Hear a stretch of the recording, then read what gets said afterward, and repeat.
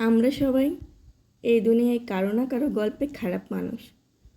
হয়তো কারো চোখে তুমি ছিলে স্বার্থপর, হয়তো কারো কাছে তুমি ছিলে অবহেলার প্রতীক, আবার কারো গল্পে তুমি হয়তো ছিলে জীবন নষ্ট করে দেওয়া একজন চরিত্র। অথচ তুমি জানোই না তুমি কি ভুল করলে। এই পৃথিবীতে আমরা যতই ভালো হতে চাই না কেন, প্রত্যেক মানুষের চোখে আমাদের অবস্থান এক নয়।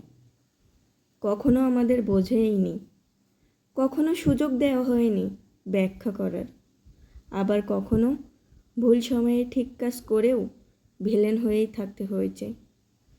এটাই জীবন। তুমি কারো কাছে হিরো, আবার তুমি কারো কাছে সবচেয়ে নিকৃষ্ট ব্যক্তি। এই চিত্রনাট্যে তুমি কখনো নায়ক, কখনো খলনায়ক।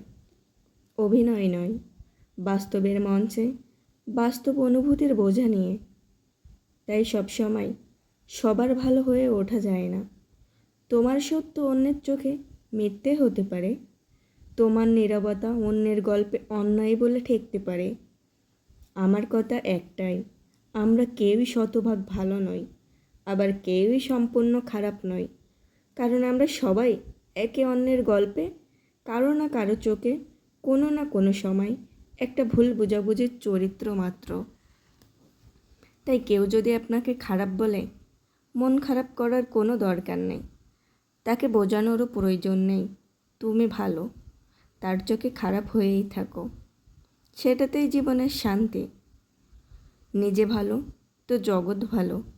নিজের মতোই স্বাধীনভাবে জীবনটাকে উপভোগ করার চেষ্টা করো। সেখানেই লুকিয়ে আছে জীবনের প্রকৃত শান্তি। কে কী বলল, কে না বলল, সেখানেই কিন্তু জীবনের প্রকৃত শান্তি লুকিয়ে নেই। ধন্যবাদ। আপনাদের সাথে ছিলাম আমি মায়াবিনী। আজকের মতো বিদায় নিচ্ছি এখান থেকে। ভিডিওটি ভালো লাগলে অবশ্যই লাইক, কমেন্ট এবং শেয়ার করবেন। Bye bye.